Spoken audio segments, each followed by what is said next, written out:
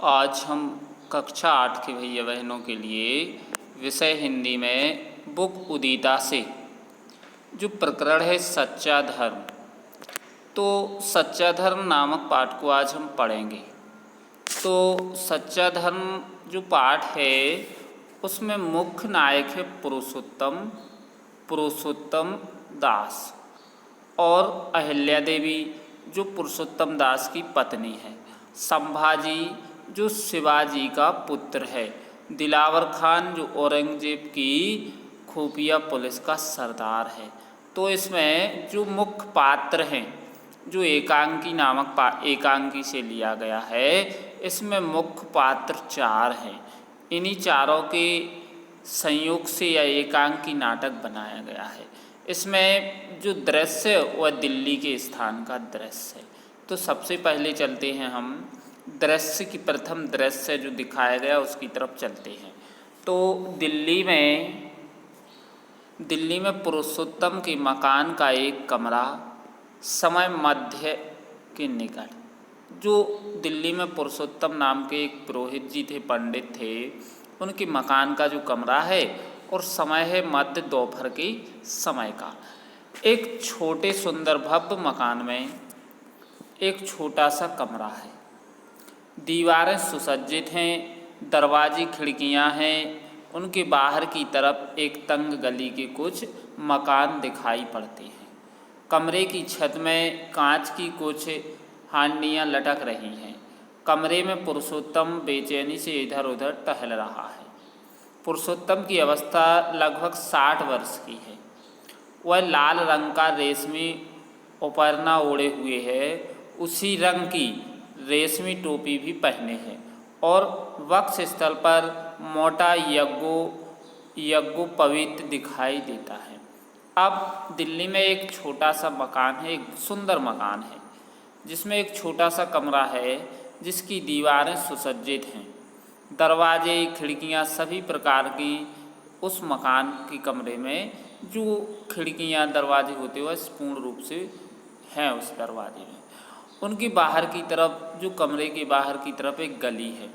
कुछ मकान दिखाई पड़ते हैं। कमरे की छत में कांच के वो जिस प्रकार से सजावट लगी हुई है वह दिखाई दे रही है। कमरे में पुरुषोत्तम नाम के जो पंडित जी हैं बेचैनी से इधर उधर टहल रहे हैं।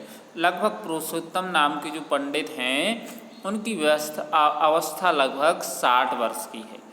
और अब जैसे ही वह कमरे में टहलते हैं तो अहिल्या का प्रवेश, और अहिल्या उस कमरे में प्रवेश करती है। अहिल्या करीबी 55 वर्ष की थी। 55 वर्ष की अवस्था की गेहूं रंग और स्थूल शरीर की स्त्री है। उनके बाल बहुत सफ़ेद हो चुके थे। वह मराठी ढंग की लाल 4 खाने की साड़ी और वैसी ही चोली और कुछ सोने के आभूषण भी पहने हुए हैं। अहिल्या अभी भी वही हाल है, कोई निर्णय नहीं हो सका। पुरुषोत्तम खड़े होकर अहिल्या, यह कोई साधारण प्रश्न नहीं है।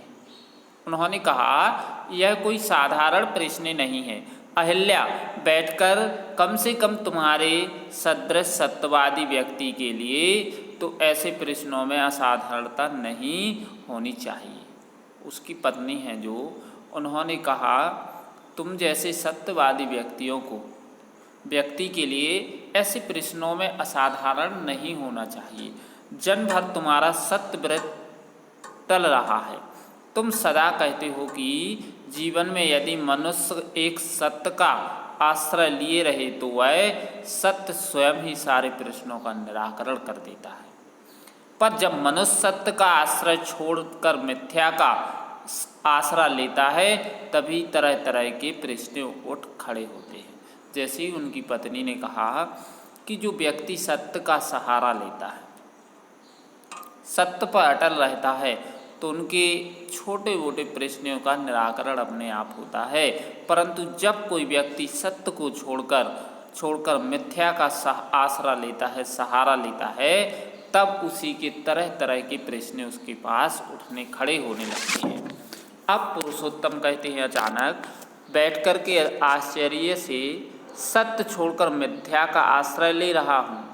उन्होंने अपनी पत्नी से कहा, क्या मैं सत्य छोड़कर मिथ्या झूठ का आश्रय ले रहा हूँ?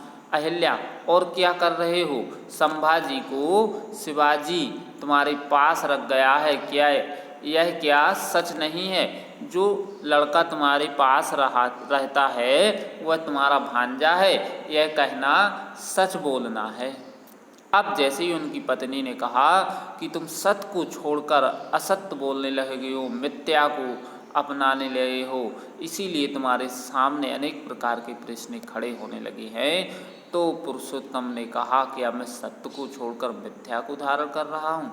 तो उन्होंने कहा हाँ। तो उन्होंने कहा, जो संभाजी है शिवाजी तुम्हारे पास रख गया था, क्या वह सचमुच में भी वह तुम्हारा भांजा है? यह कहना सच बोलता है। अब पुरुषोत्तम संभाजी को संभाजी ना कहकर अपना भांजा कहना और शिवाजी मेरे पास संभाजी को नहीं रख गए थे, यह कहना असाधारण सच बोलने से कहीं बड़ा सत्य है।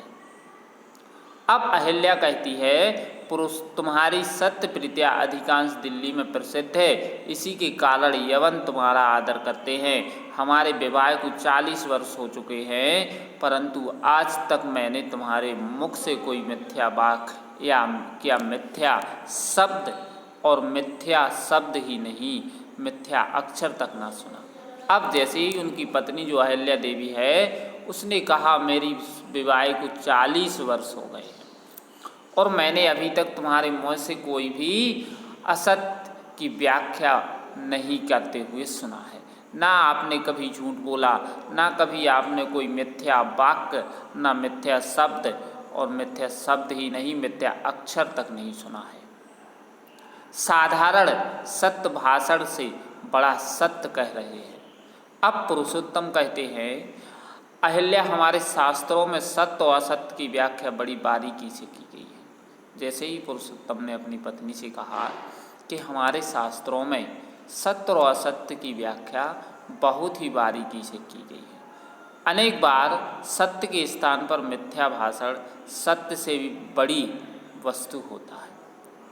जीवन में धर्म से बड़ी कोई चीज़ नहीं। धर्म की रक्षा यदि असत्यता से होती है तो असत्य सत्य से बड़ा हो जाता है। उन्होंने कहा, जीवन में धर्म की रक्षा करनी है तो यदि सत्यता से ना की जाए तो असत्यता से करने पर भी वह सत्य से बड़ा होता है। अहिल्या, अब धर्म की रक्षा, अब तो तुमने और बड़ी बात कह दी। संभाजी को अपना भांजा बनाने से तुम धर्म की रक्षा कर सकोगे? जैसे ही उनकी पत्नी ने कहा, अब तो तुमने और बड़ी बात कर दी। जो संभाजी हैं उनको अपना भांजा बनाने से क्या तुम धर्म की रक्षा कर सकोगे? दिलावर खान कह गया है कि उसे तुम्हारा भांजा तब मानेगी जब तुम उसके साथ बैठकर एक थाली में भोजन करोगे। ब्राह्मण होकर आप ब्राह्मण के साथ भोजन करने से धर्म की रक्षा हो सकती है या हो सकेगी? अब जैसे ही उनकी पत्नी ने कहा कि जो दिलावर खान है वह कह गया है, यदि संभाजी के साथ आप ब्राह्मण होकर आप ब्राह्मण के साथ एक थाली में भोजन करोगे तब संभव हो सकता है कि वह तुम्हारा भांजा है। अब ब्राह्मण होकर आप ब्राह्मण के साथ भोजन करने से धर्म रक्षा हो सकेगी। पुरुषोत्तम उठकर टहलते हुए, अहिल्या, यही प्रश्न मुझे व्यथित किए हुए हैं। जीवन भर मैंने किस प्रकार धर्म का पालन किया है उसे तुमसे अधिक और कोई नहीं जानता। नहीं, भगवान तुमसे भी अधिक जानते हैं। फिर बैठ कर के तो क्या भगवान इस चौथेपन में मेरी परीक्षा लेना चाहते? एक अब्राह्मण के साथ भोजन कराकर मुझे भ्रष्ट करना चाहते हैं? अहिल्या, यदि तुमने अब्राह्मण के साथ भोजन किया तो तुम्हारी भ्रष्ट ना होंगे, सारा कुटुंब भ्रष्ट होगा। जैसे यदि तुमने अब्राह्मण के साथ भोजन किया तो तुम ही भ्रष्ट ना होगे, तुम्हारी सारा कुटुंब भ्रष्ट हो जाएगा। 2 कन्याएं विवाह के योग्य हैं, किसी ब्राह्मण कुटुंब में उनका विवाह ना हो सकेगा। जैसे ही उनकी पत्नी ने कहा, यदि आप ब्राह्मण के साथ आपने भोजन किया तो आपका सारा कुटुंब भ्रष्ट हो जाएगा, और कुटुंब तो भ्रष्ट हो जाएगा लेकिन आपकी दो दो कन्याएं विवाह के लिए हैं, फिर किसी ब्राह्मण कुटुंब में उनका विवाह भी नहीं होगा। पुत्र का हो चुका है तो क्या हुआ, उसकी संतान तक भ्रष्ट हो जाएगी, उसका ना यज्ञोपवीत होगा और ना ही ब्राह्मणों में विवाह संस्कार होगा। पुरुषोत्तम अहिल्या के निकट बैठकर उसकी ओर देखते हुए तब क्या अहिल्या के निकट बैठकर उसकी ओर देखते हुए क्या कहता है। उसने कहा कि मैं अब क्या करूं।